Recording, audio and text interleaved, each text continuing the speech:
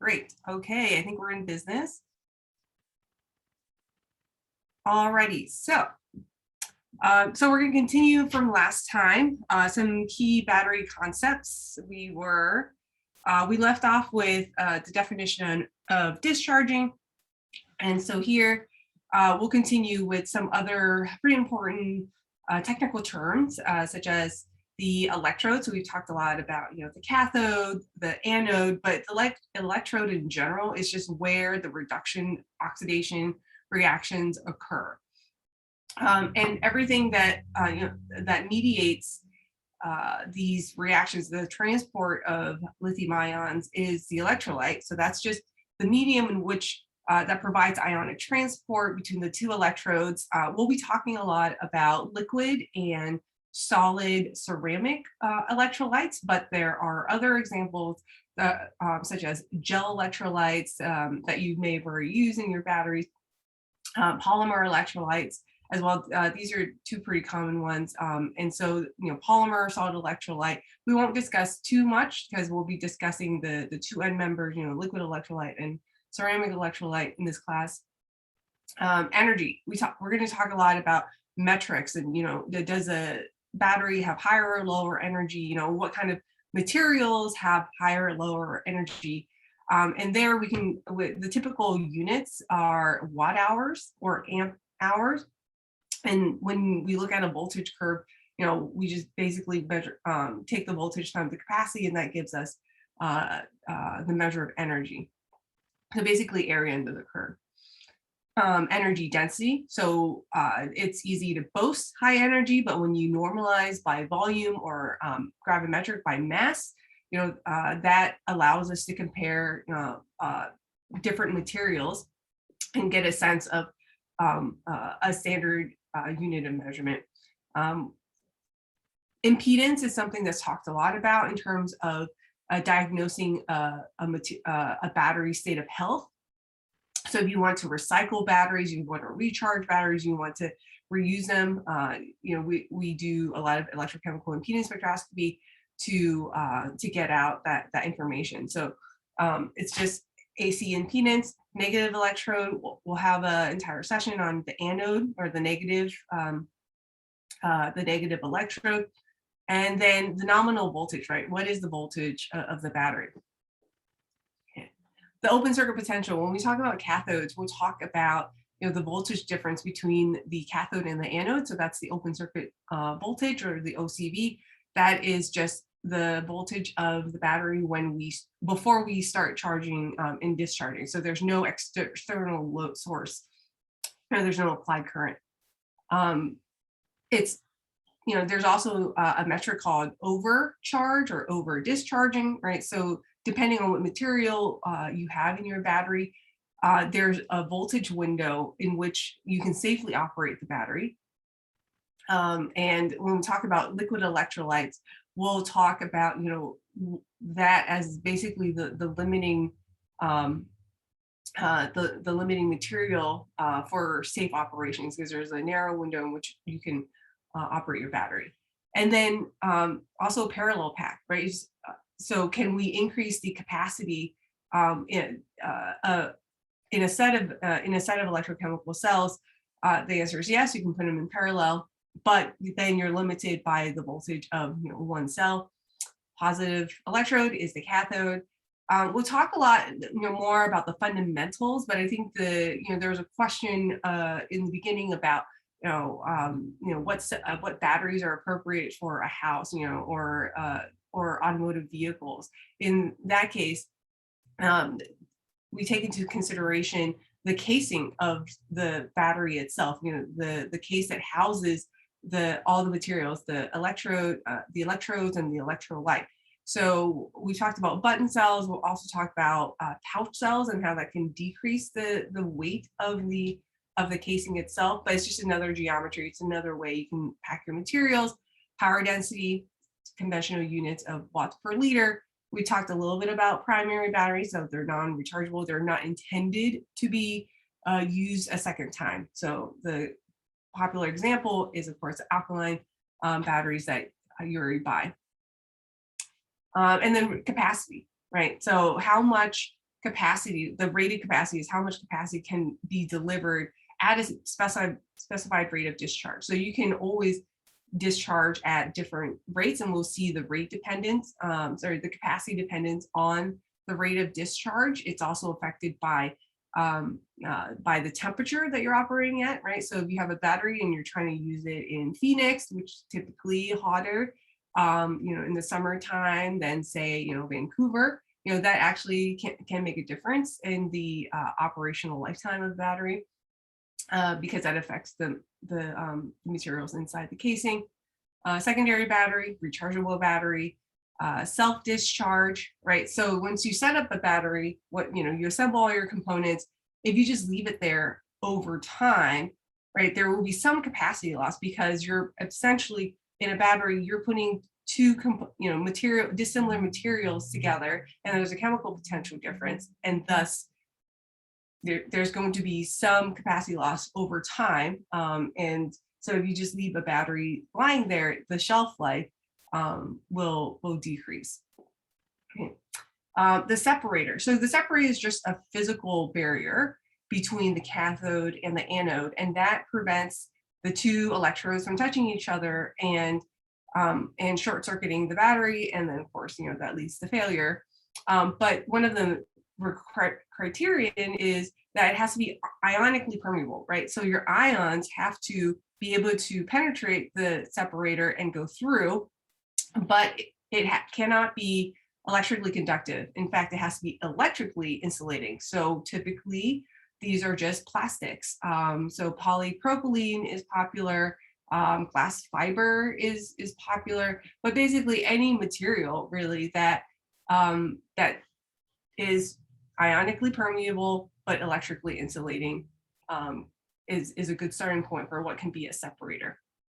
And then if you want to increase your voltage, but you don't mind the limiting by capacity, then you can connect your cells in a series, and then shelf life is the last term. How long a battery can be stored for. Other metrics which are very important for discussing where we are on the voltage capacity plot. The state of charge, typically that's labeled as SOC, so it's the percentage of rated capacity. So there's a theoretical capacity in a material, and then there's also the rated capacity for which you shouldn't deintercalate or reinsert more than a percentage of the lithium ions that's possible in a material, let's say the cathode. And so where you are, the percentage of that is the state of charge.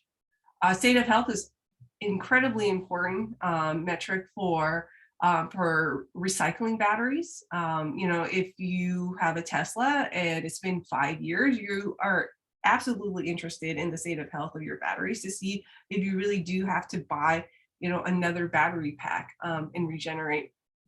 It's because it's a $5,000 substantial amount of money.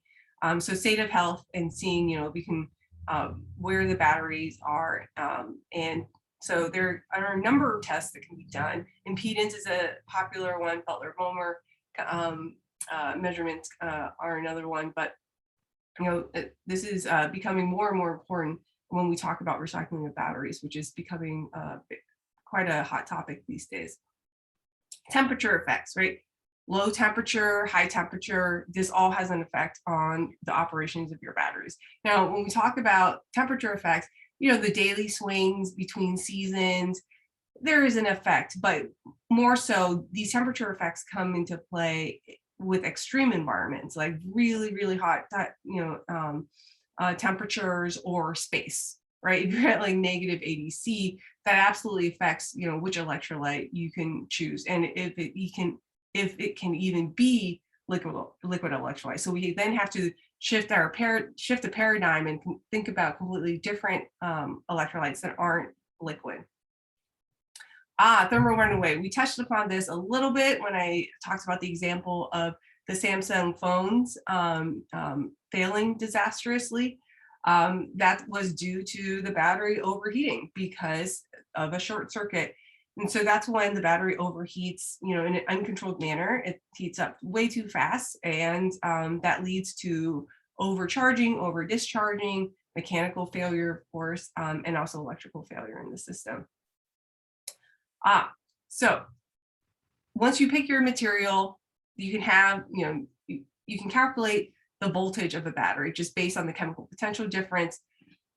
But over time, there are also, and not even over time, instantaneously, there can be different various conditions that will lead to a depression in the voltage. And so that's because of suboptimal conditions. Maybe the battery wasn't fabricated to spec, or a number of things, such as an environment like low operating temperatures. You're not going to get the most optimized performance out of the battery. So that's the voltage depression.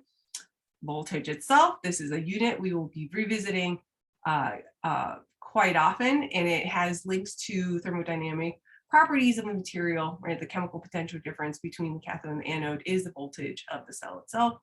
And then what is the voltage that we're operating at, right? So that's the range of voltage during charge and discharge. Okay. So any questions so far?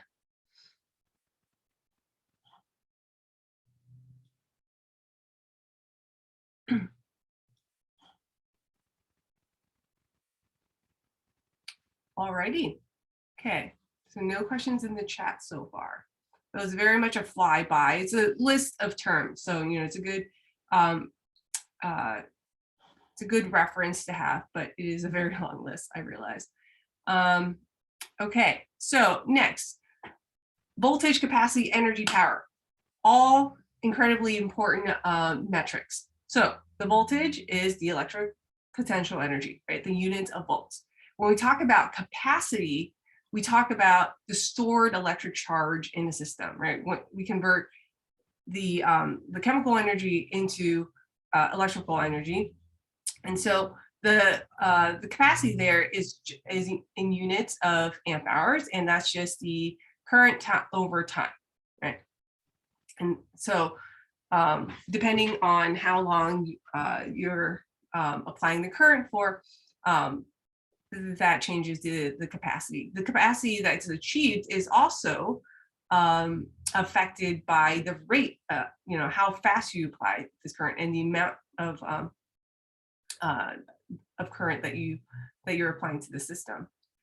The energy of the battery is the volt times the capacity. So that's voltage times volts times amp hours, which is watt hours. And normally we normalize this by the mass of the material. So here, typically, I will talk about the mass of the active material, not the entire battery itself. But one should be specific, and if there's any area for confusion, what will happen is, one would actually have another subscript that says, kg of active mass, or the formula unit of the cathode material itself, or the anode material, or what have you. So typically there's context for these units as to what mass it's normalized, the energy is normalized by. Power is volts times current, so that's the watt. So that's how much power a battery can provide depending on the certain voltage multiplied by the current over time. Sorry, multiplied by the current. Okay, so here's just a quick example of a commercial battery. The capacity is relatively low for what we can get for lithium-ion batteries, but let's say the battery that you buy has a voltage of 3.5 volts and 85 milliamp hour capacity, rated capacity. That's pretty low. Lithium cobalt oxide theoretical capacity is 272 milliamp hour per gram. Operationally, you can get 170, maybe if you push it, 200 milliamp hour per gram. So 85 milliamp hours is pretty low, but let's say that's what you have. So the energy of the battery is just the voltage times the capacity. So that's just, so you plug in the rated voltage times the capacity, change your units, convert 1,000 milliamp to 1 amp, and you get 1/3 of a watt hour, right? Or you can convert that even more so into kilowatt hours. And so you'll see these units be used, pretty common, pretty frequently. These are typical units. So for a point of comparison, what does 0.3 watt hours really mean? And how many of these batteries do you need if you were to compete with a gasoline powered automotive vehicle? Well, roughly, this is back of the envelope calculations here. So roughly order of magnitude here. If you have a gallon of gasoline, that has about 35 kilowatt hour of stored energy. So if you assume that your engine is not that efficient and you can only get 20% efficiency out of the 1 tank of 1 gallon of gasoline that you have, so this is not that uncommon, then we're looking at, well, you're really looking at 20% efficiency, which is 7 kilowatt hour.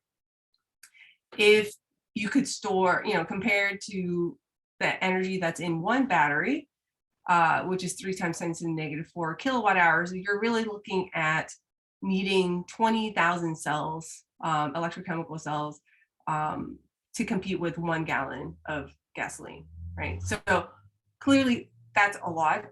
So when you're dealing with this order of magnitude, what one needs to think about is then the weight of the battery. If you have 20,000 cells, or even have 10, let's say you double this capacity, right? Then you're looking at 10,000 cells. So a Tesla vehicle typically has, 5,000 to 7,000 cells in there. So if you have that, then you need to think about batteries as potentially being structural batteries. That it has to, it's going to participate in the structural stability of a car. It adds the weight of a car right to the chassis. So there are additional safety features that one has to think about when you're using this number of cells in an automotive vehicle. Okay, the scale of things. So that was a rough estimate of energy and the number of cells for automotive applications. When we think about other systems of energy storage, we can also aim for very low energy density, as well as very high energy densities, as well as temporal, like how fast do you need this energy delivered? So if we're just thinking about energy densities, well, if you're okay and you don't need high energy density, let's say your application is wearable electronics, your Fitbit or your Apple Watch or what have you, right? Maybe you don't need that much energy density. In fact, you want to lightweight your device. You might want to think about using double layer capacitors, right? Relatively low for a specified volume.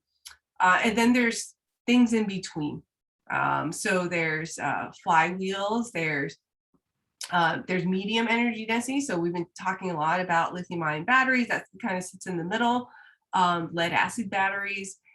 There's other medium energy density energy storage systems like thermal storage.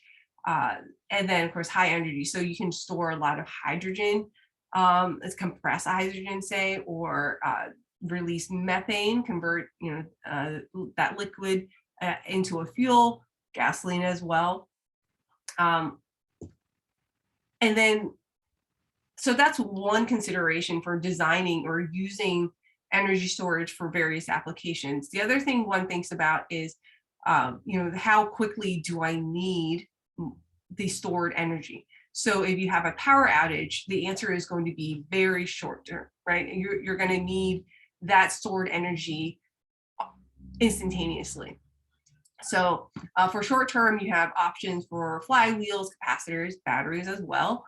And then how long also do you need that energy, that stored energy to last for. So for, let's say for flywheels, if you have a power outage that you know is going to come back, the power is going to come back pretty quickly, then that's fine. The stored energy can be delivered quickly, but it only lasts, for a short period of time as a mitigating factor, as a mitigating option, for until the power comes back on. There are other options like, if you need longer, like hours, minutes, then you have other options like heat storage, pump hydro, batteries, right?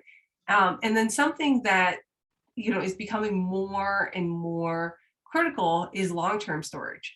As we've seen with recent hurricanes, that the power can be knocked out for several days, several weeks, depending on the location. And so there we really need to think about energy storage that is for long duration. And so what is long duration? Is that hours, as in like 24 hours? Is it days? Is it weeks? And currently the technical definition is all of the above, right? So anything longer than 24 days is sort of like lumped and subsumed under the long duration term. But, we really do need to push the envelope and think about day-long and week-long storage and what kind of technologies can offer that type of storage option. Right. So here I've listed some examples where you can use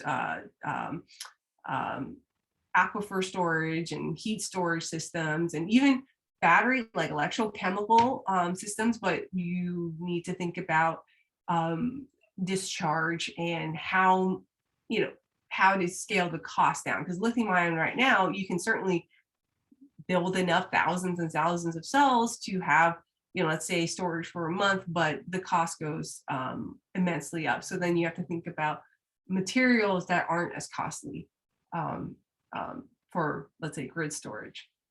And so we move far, far away from lithium coal oxide and those types of materials for cathodes, and honestly move away for different infrastructure to begin with. Okay. Of all those examples, I wanted to focus on just two energy storage systems because they're materials focused. Some of the other systems like thermal storage, pump hydro, they're more mechanical and more systems type of engineering that's required. And they're also much more mature technology. So I'll focus on the materials aspect of these systems. Okay, I think there's a question. So let me pause one moment before I continue. Question: which form of long-term storage is best for something like the recent hurricanes? Well,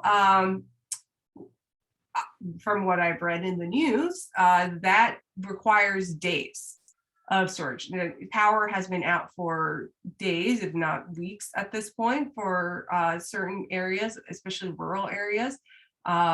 So there well, I guess maybe more specifically, are you thinking about like commercially available options now or like things to come? Now, okay, so what's available now? Commercially available. Well, let me go back. Yeah. So right now, well, certainly flywheels, unfortunately, are not an option. And especially specifically with hurricanes, right? You need an option that is, that's also, well, there's a flood, right? So it's unlike, well, you need to also protect the system. So potentially, well, so I guess it depends on where you are. Like pump hydro could be good. These, some of these technological options, you kind of need to have, let's say, the geoformations available. So caverns, which is not that available for Louisiana, as far as I know from geological formations of Louisiana, but I could be wrong. If you are more familiar with Louisiana terrain, please let me know. Potentially heat storage systems, thermal storage systems. So deployment of these technologies is also an important factor, right? So does the technology need to be in place in the area that is affected, or can systems be brought to the area that is affected, right? So so if you had like, you know, sodium sulfur, or there's a new company called Iron Air, that they work on using, you know, the cathode would be iron, you know, and the anode would be oxygen, so O2 gas. And there, they are intending for long duration storage, for this type of application, where if there's a recent hurricane, that power is out for a while. Of course, if you use iron, then your voltage is much lower, so you can deliver at instantaneously less power, but that is mitigated by the fact that it'll last for a long time. So maybe you don't need to power on everything all at once. Maybe you just need the critical systems like water filtration system, a little bit of electricity so people can charge their phone and get information, that sort of thing, or call their relatives or what have you, you know. So there it's good for a long-term duration, but not, well, a single cell anyway. And I'm pretty sure they have technologies for obviously higher voltage as well, if you connect the batteries just right. So I don't know if that answers your question completely. It does. Okay, great. Yep, you're welcome. Okay.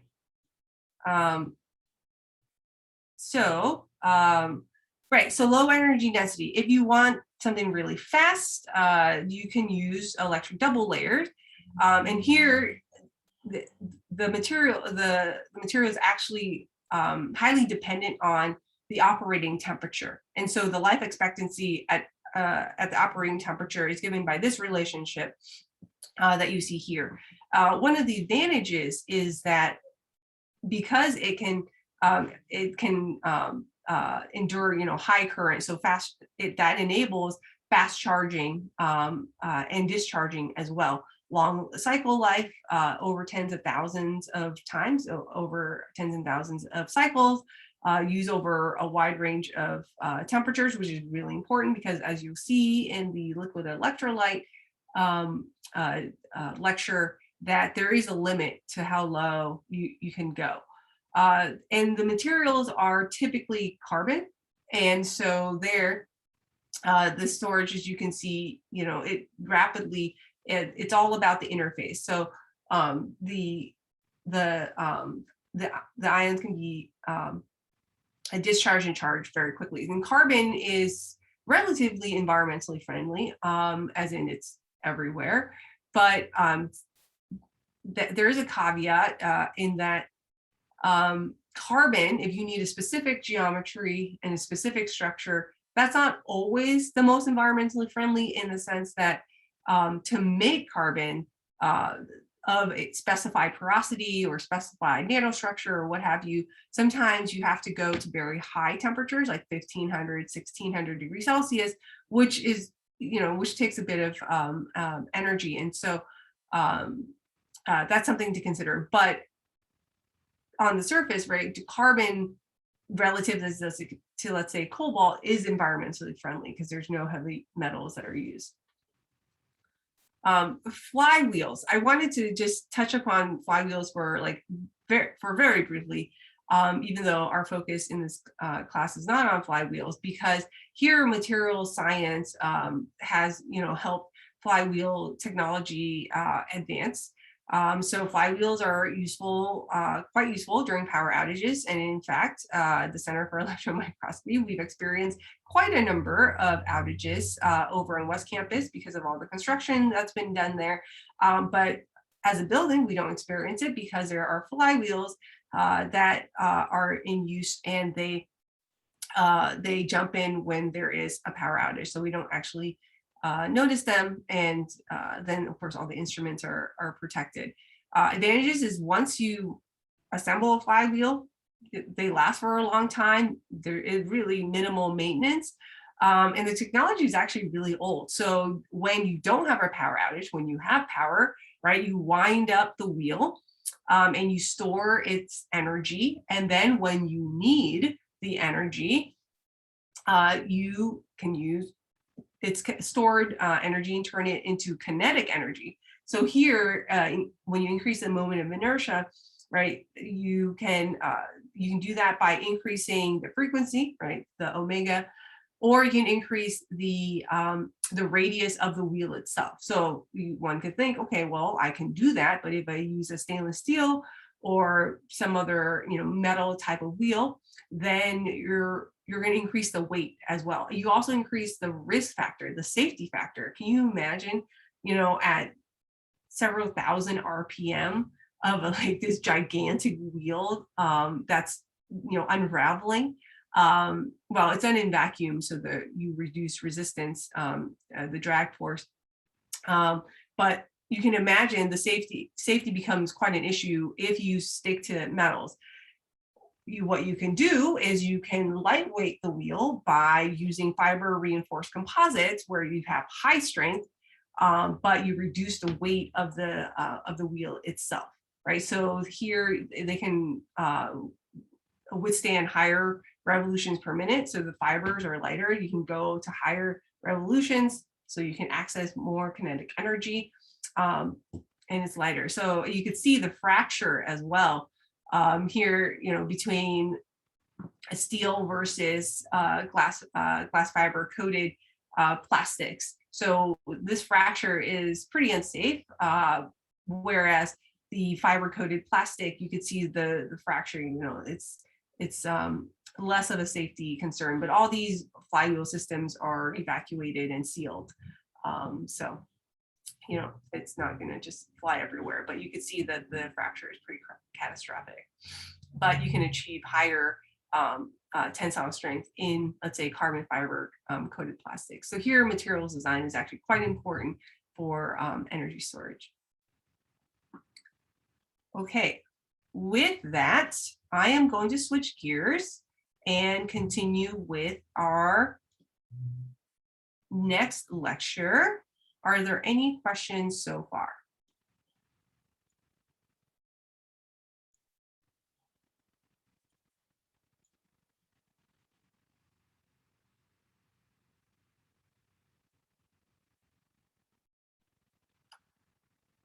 Okay, I guess not. We will continue. So the next part is going to cover lithium-ion battery intercalation mechanisms, one of many.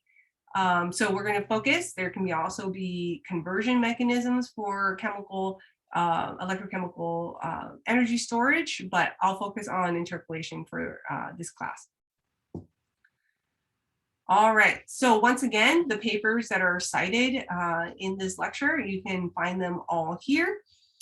So for this particular part in the energy storage module, we'll talk about the mechanism of lithium-ion battery intercalation. We'll also talk about the thermodynamic parameters that are related to electrochemical measurements. And hopefully you can identify, the state-of-the-art materials for lithium-ion battery cathodes, but also classify their structure.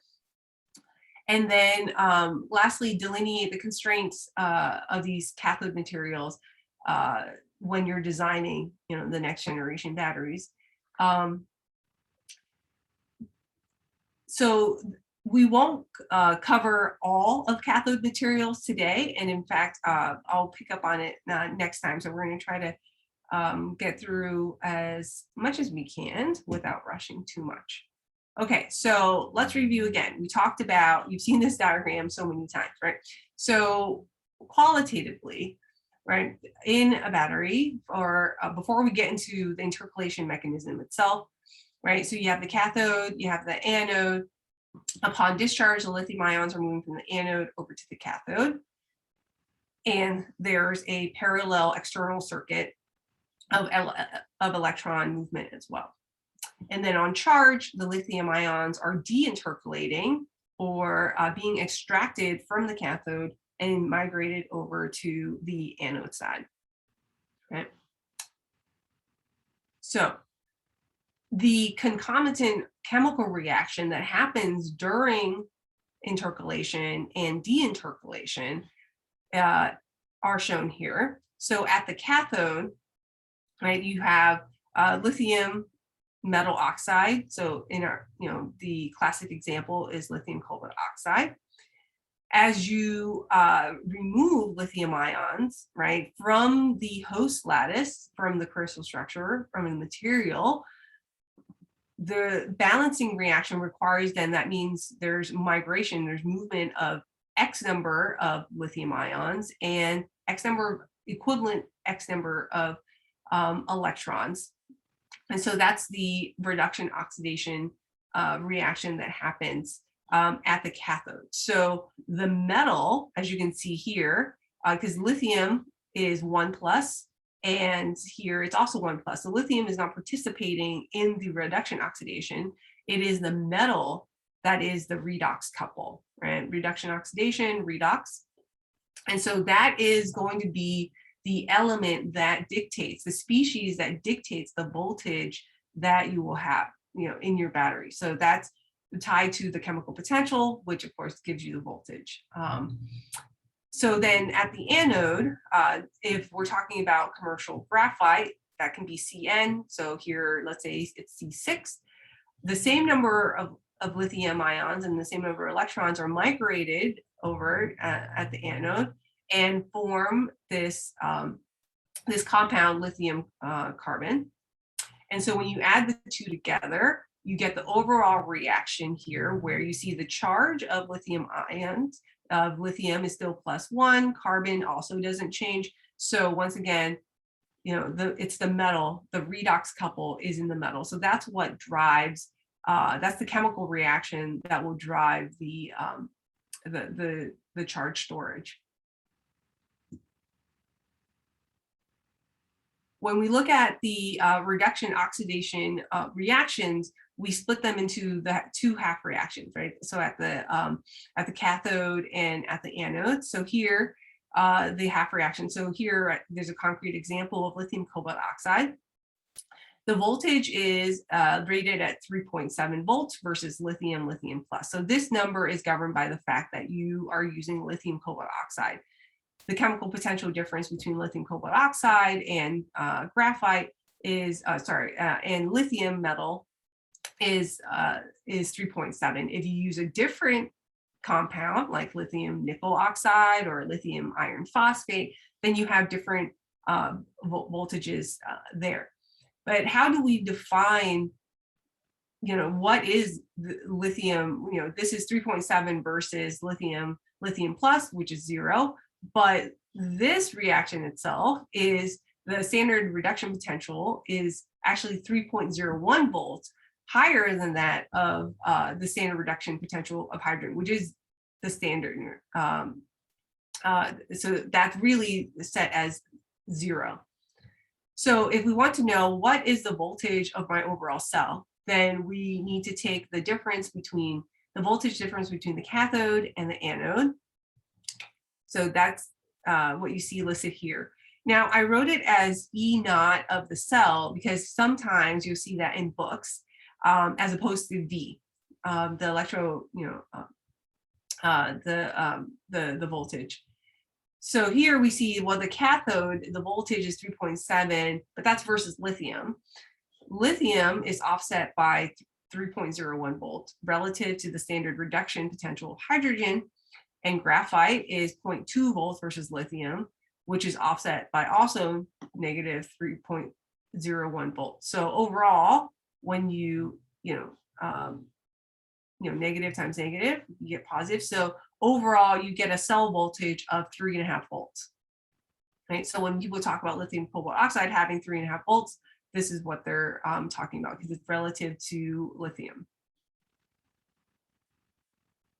So thermodynamically, what is happening when an ion is migrating, from, let's say you start off with lithium cobalt oxide, the ion is migrating out of the crystal structure, out of the host. We can think of it as, well, we've already talked about, that this is the deinsertion or insertion mechanism. So what is exactly happening? Where are these ions? How are they physically moving? We can think about that as the set of reactions, right? Before you have lithium cobalt oxide, and then at the end, the products you have a little bit less, right? You have 1 minus X of lithium and then cobalt oxide. But the crystal structure is not changing, right? You started off with lithium cobalt oxide crystal structure, and now you have a little bit less lithium. And then, of course, when you reinsert lithium, then you have more. You fill the vacancies, but you haven't changed the crystal structure. And that's an important point, because once you change the crystal structure, then you're changing the thermodynamics of the system, and that could lead to a completely different case study. But as you recall, the energy of a reaction, if you have something like A plus B going to AB, and reversibly AB going to A plus B reactants, the overall thermodynamics of the system, the Gibbs free energy of the reaction is just the products minus the reactants, right? So in an open circuit, so there's no current flowing yet, right? So you just have your battery, you have your two materials, you have your two electrodes, right? Cathode and anode and a separator. There's no chemical driving force of the ionic species in the electrolyte. Okay, so you haven't applied any current. Nothing is happening yet. You're just looking at the chemical potential differences of your cathode and your electrode. Sorry, your cathode and your anode. So here, when you measure the voltage difference, you can just take a 2-point probe, measure positive and negative. That tells you your chemical potential difference. That voltage is the chemical potential difference. And that also gives us information about the Gibbs free energy. Okay. So what about the Gibbs free energy? Well, so here is the overall summary of how one can tie the Gibbs free energy of a system to the voltage. So when you make an electrochemical measurement, it actually gives you insight into the thermodynamics of the system, right? So these are 3 typical voltage curves that you can see depending on the lithium ion concentration, the lithium concentration in your system. So if you start off with some generic, let's say system like M and A. So M is going to be a metal, A is going to be an anion of sorts. So in the case of lithium cobalt oxide, M is cobalt, the A is the O2. And then as you lithiate some more, then it will be lithium cobalt oxide.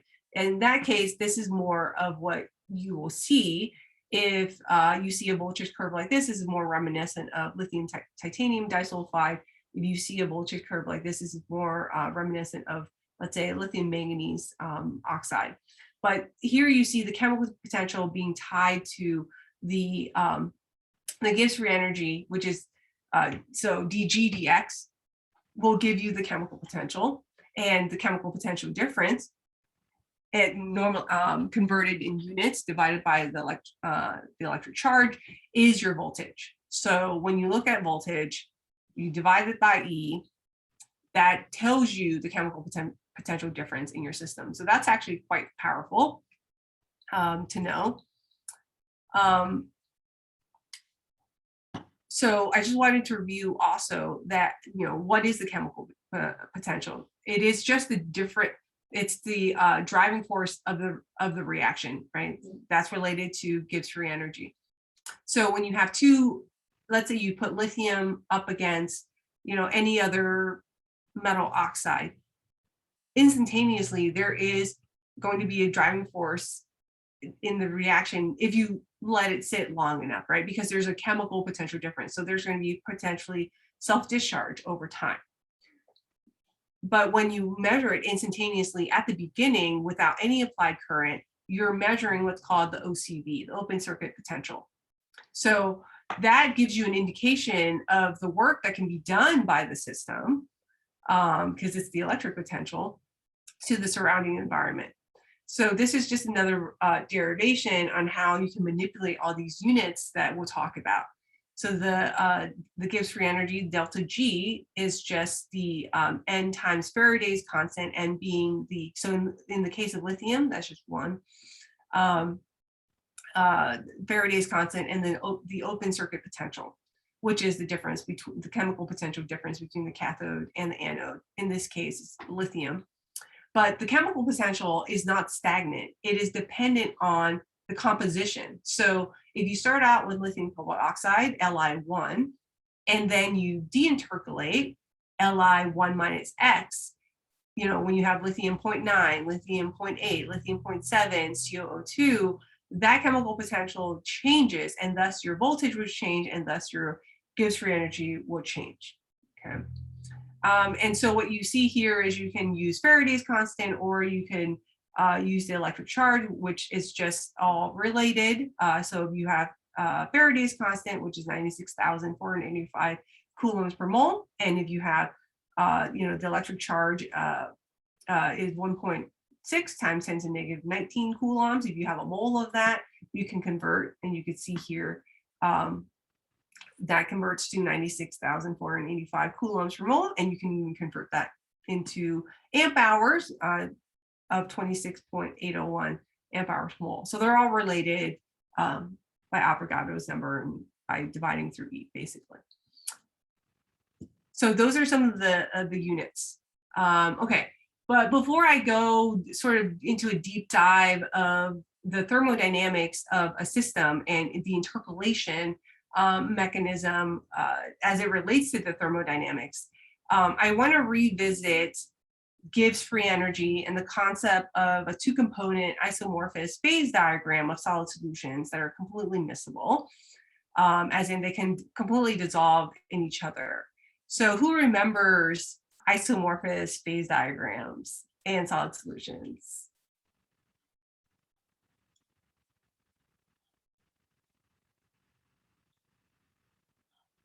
Oh, let's see. Kinda. LOL. Okay. All right. Anybody else?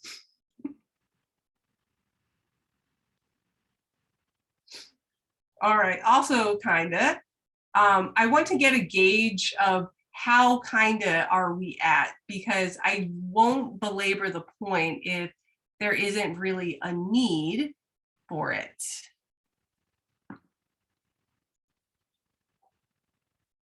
Let's see.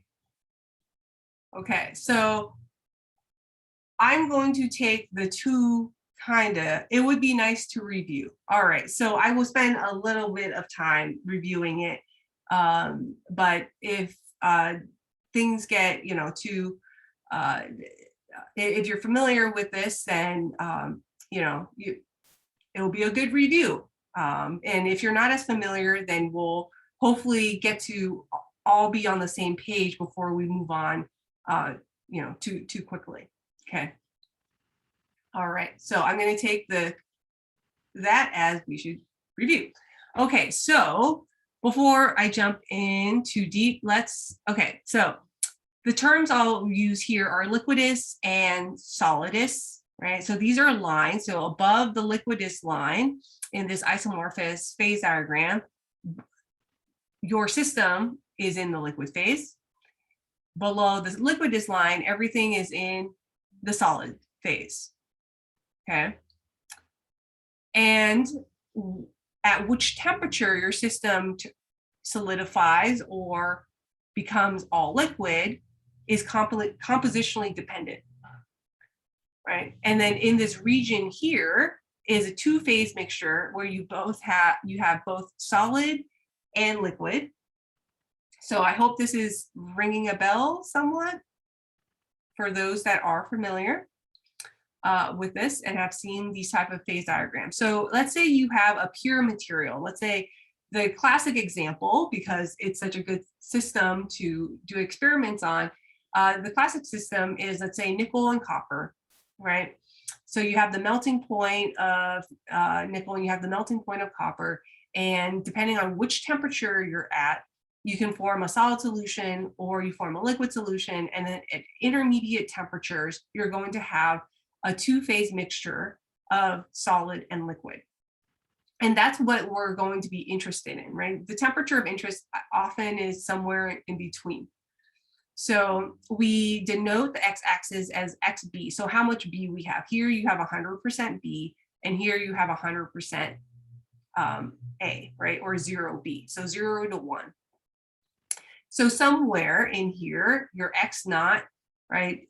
You can use the lever rule to determine in your two-phase mixture what is the weight fraction of solid and what is the weight fraction of liquid that you have. So how much of one phase do you have and how much of the other phase do you have, right? So you can use the lever rule to do so. But how does that tie in with the Gibbs free energy? Well, you can construct the Gibbs free energy for both the solid and the liquid phase that is based on the composition of how much B you have. So here, in this range of composition, here's the energy for the Gibbs free energy for the solid phase and the Gibbs free energy for the liquid phase. So at this, at this composition, you can say, okay, well, the system can exist as a liquid. Okay, fine, great. So in this system, let's say this green line here, this is this range of the composition from XB solid to XB liquid. Well, if you're at X naught, some intermediate composition here, you could say, well, should it exist as a liquid? It can, but energetically, that's not favorable. So then you go down and you say, okay, well, there's actually a lower energy state. It can exist as a solid.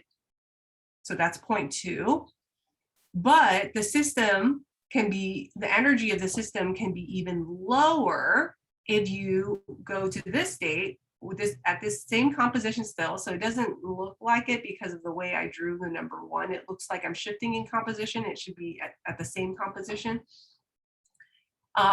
The system can lower its energy still by going by having two phases coexist at the same time, right? Both the solid and the liquid phase. But that we saw from here where the chemical potential is not changing. We could see here from the lever rule that yes, you have a two-phase solid mixture, but thermodynamically this is what's happening. So if you draw the common tangent, which is from this point to this point from the solid phase to the liquid phase, then you could see this is the Gibbs free energy of the system at a concentration that is X naught, let's say right here, and you're going to have some amount of liquid and some amount of solid, and you can measure that weight fraction. But energetically, that is why at this intermediate composition and temperature, the lowest energy state is some combination of liquid and solid and not just liquid or solid, right? And you can measure, you can calculate that out. Okay. Oh, it is 1:35. So I want to be mindful of time. I was going to derive how we get to this point, but we will have to pick up on Monday. So on Monday, we will have class in person in our usual room. So we will not be on Zoom on Monday. But before I adjourn us, are there any questions so far up to this point?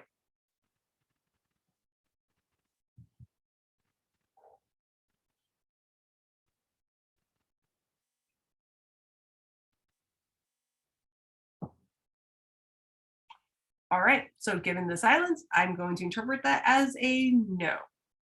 So with that, I'll adjourn class for today, and then we'll pick up on thermodynamic derivation of the intercalation mechanism on Monday. All right, thanks everyone. Bye.